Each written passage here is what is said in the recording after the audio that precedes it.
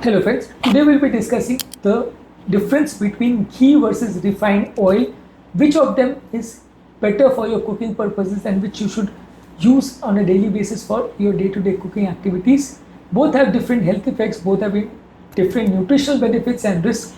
So let's discuss which of them is better for your everyday cooking. Before we go to the topic, I would request the people who are new to my channel to subscribe to my channel, like the videos, comment on the videos, and to share the videos in social media group if possible. Without wasting any time, let's dive into the topic. Ghee, known as clarified butter, is rich in healthy fats. It contains saturated fats, omega-3 fatty acids, monounsaturated fatty acids, which is important for your brain health and your overall heart health. There is a controversy about the role of saturated fats in the causation of coronary artery disease, but significant number of studies have not shown such amount of detrimental effect of saturated fats on the causation of coronary artery disease. That is why it might be considered relatively safe to consume saturated fats until and unless you do not consume it in excessive quantities. Most of the times we recommend the people to consume minimum amount of ghee or oil, whatever you are consuming, because it's a very energy dense product and our body does not require excessive amount of this product on a daily basis. But if at all you are choosing between ghee or between vegetable oil, in this regard ghee might be a better choice. It is usually stable at a high temperature. That is why for cooking at high temperature of almost 250 degrees Fahrenheit also it might be okay. The smoke point is around 250 degrees centigrade or 482 degrees Fahrenheit. So for frying and deep frying it is okay. It is good for your digestion and for gut health. It contains butyrate, which supports your gut lining and reduces your overall body inflammation. It is very rich in fat-soluble vitamins like vitamin A, D, E, K, which is important for immunity, bone health, and your vision. It is lactose-free because the ghee gets clarified, so it removes the milk solid. So lactose intolerance patient can also tolerate it. In moderate amounts, it might reduce your body weight also because it promotes your satiety, and that is why excessive hunger is not seen. That is why you might feel more full and consume less amount of carbohydrates, which are more fattening food products. That is why it might be beneficial in moderate quantities for weight loss also. But the problem is that it contains saturated fats, and as we have known that saturated fats increase the LDL cholesterol. That is why it might be detrimental. It is calorie dense. One tablespoon contains 120 calories, so overconsumption might lead to weight gain. So it has to be consumed in small quantities, and the quality has to be taken care of, because if it contains any additives or preservatives, or if you are consuming ghee produced from a grain-fed cow, it might contain lower amount of omega-3 fatty acids, which might be detrimental.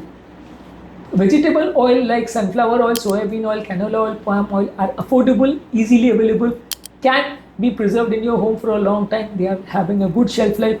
They do not alter the taste of the food. They have a very low amount of smell. That is why, unlike ghee, the taste and flavor of the food might not be significantly altered.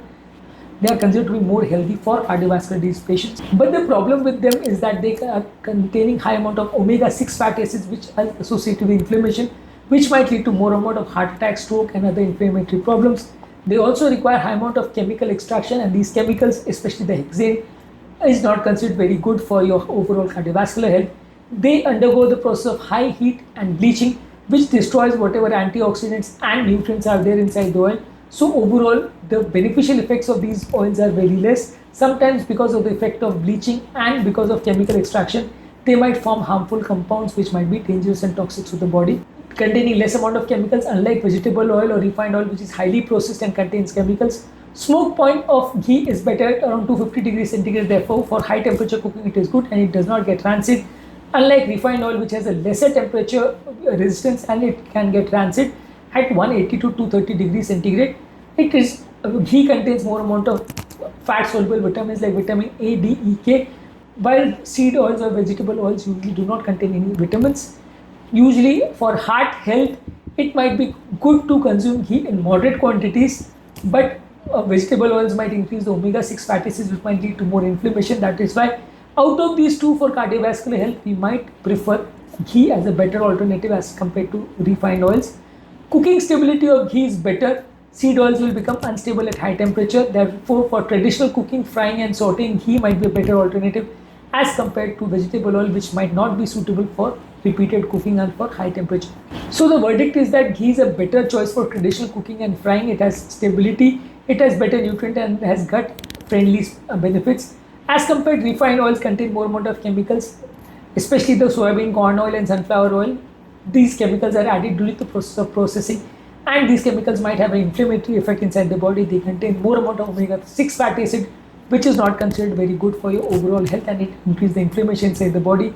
So we might prefer cold pressed oils like olive oil and coconut oil as healthier alternatives to vegetable oil. But as far as possible, if at all we do a head-on comparison between ghee and vegetable oil, we might find that there are significant benefits of consumption of ghee as compared to vegetable oil for your day-to-day cooking benefits.